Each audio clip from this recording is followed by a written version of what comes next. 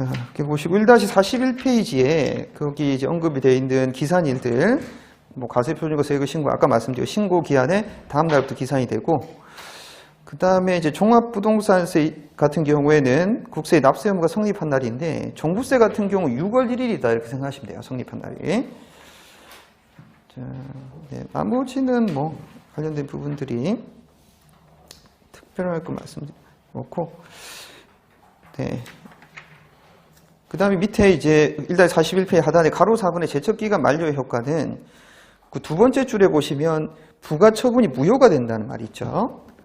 그래서 이제 뒤에도 계속 무효와 취소에 대한 이제 언급이 많이 나올 테니까 오늘 나눠드린 유인물 그 2페이지 한번 보시면 민법에 나와 있는 내용인데 한번 정리를 하시라고 2페이지 무효와 취소의 차이가 있습니다. 그것도 한번 좀 읽어봐 주시면 좋을 것 같아요. 무효가 된다는 경우는 처음부터 아예 없었던 겁니다. 그러니까 납세 의무 자체가 존재하지 않는 거예요. 납세 의무 자체가. 근데 동그라미 이번에 취소가 되는 경우는 무슨 말이에요? 원래는 있었는데 차후에 없었던 것으로 하는 것. 즉 취소가 된다는 거는 소멸이 되는 거예요. 납세 의무가. 네, 소멸이 됩니다. 무효하고 취소하고 좀 다르죠? 네. 자, 그래서 거기 이제 보통 취소가 되는 경우는 어떤 경우예요? 예를 들면 뭐 불복 청구나 예를 들면 예를 들면 행정법원이라든지 가서 판결을 받았는데 부가처분이 그때는 취소가 됐다고 표현하지 부가처분이 무효라고 표현하지는 않습니다. 예, 그러면 이제 납세 의무가 소멸이 된다 이렇게 생각하시면 되는 거죠. 예. 그래서 우리가 이제 세법상으로 그 무효가 되는 경우가 적용받는 거는 일반적으로는 아예 법률 행위 자체가 처음부터 잘못된 경우잖아요. 예, 그런 경우들인데 취소가 되는 경우는 저기 두 번째 착오에 의한 의사표시 있죠. 자, 이 경우에는 우리가 이제 세법 관련돼서 자주 발생할 수도 있는 경우들입니다. 왜냐하면 어떤 매매 계약이라든지 이런 거 있을 때 착오에 의한 의사표시로 당초에 이제 우리가 계약을 취소를 하는 경우들이 있습니다. 네. 자, 그런 경우에 세법 관련돼서 착오에 의한 표시는 취소가 되는 거구나 이렇게 생각을 하시면 될 것 같아요. 밑에 이제 법률행위의 효력이라든지 뭐 추인의 가부, 권리행사 기간 이런 것들은 시험 문제하고는 상관없지만 상식적으로 알아두시면 어떨까 그런 생각이 좀 들어서 정리됐습니다. 네. 자, 그 정도로 보시고 1페이지를 보시면 좋겠네요.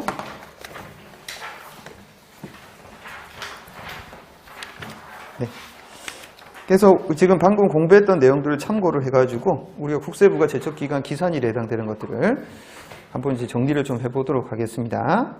먼저 첫 번째 보시면 법인 20기사3년도에 각 사무소득에 대한 법인세를 신고를 법정 신고 기한 내에 제출하지 않은 경우, 이거 이제 무신고죠. 자, 무신고는 7년입니다. 7년. 자, 그럼 기산일은 언제가 된다 했어요? 신고일의 다음 날, 신고 기한의 다음 날. 그럼 언제죠?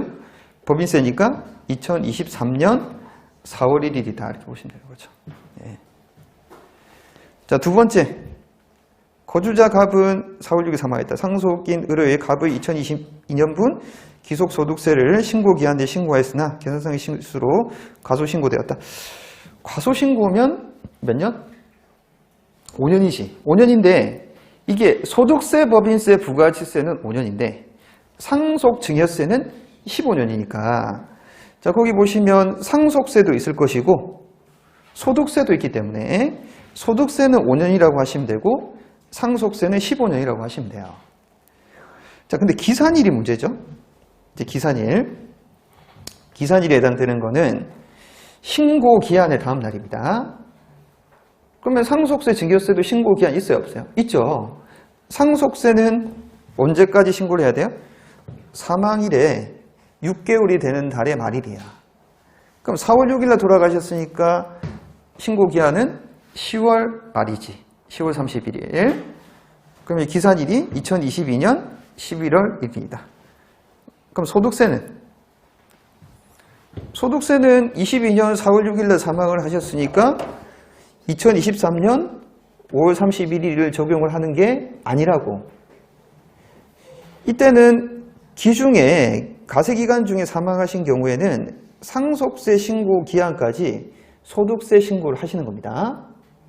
상속세 신고 기한까지 소득세 신고를 한다고요. 네. 너한테 처음 듣는데, 아니, 태어나서 처음 듣는데, 이러신 분들을 위해서, 예, 거기 3-93페이지 보세요. 3-93페이지 하단에. 3-93페이지 보시면 3-93페이지에 하단에 특례에 거주자가 사망한 경우에는 뭐라고 돼 있어요? 상속 계실이 속한 달에 말일부터 6개월 된 날까지 가세표준 신고한다 이렇게 돼 있잖아요. 상속 증여세가 아니라 소득세라고 이거 지금 소득세. 그러니까 소득세와 상속 증여세, 상속세, 소득세와 상속세 신고 기한이 동일하다고. 언제 돌아가시면 가세권자, 납세자가 돌아가시면. 자, 그렇게 좀 보시면 되겠고. 자, 그 다음에 프린트 세 번째 볼게요. 거주자 갑은 22년 7월 1일 토지를 양도 차익을 계산하여 양도소득세를 예정신고 기한 내에 신고를 했으나, 신고했네요? 매매계약서의 양도가액 거짓으로 실제 가액보다 낮게 적는 바. 이거 부정한 것 같은데? 그 다음에 양도소득세 포탈. 그러면 뭐 더하기 뭐야? 1 더하기 2다. 1 더하기 2는 몇 년이다? 10년이에요, 10년. 양도소득세니까, 소득세. 10년, 다시 하면 10년짜리는 뭐다?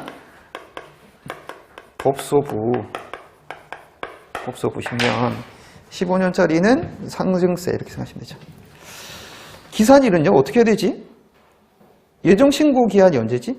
예정신고 기한이 22년 7월 1일이면 두 달이니까 9월 말이네. 그럼 22년 9월 말이니까 그러면 22년 10월 1일부터 기산일이 아닙니다. 왜?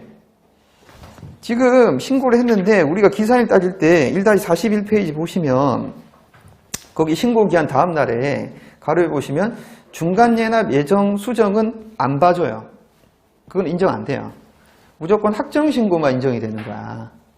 그럼 확정신고 기한에 해당되는 건 양도소득세도 다음 연도 5월 31일이니까 얘는 23년도 6월 1일이 되는 거다 이렇게 되는 거죠.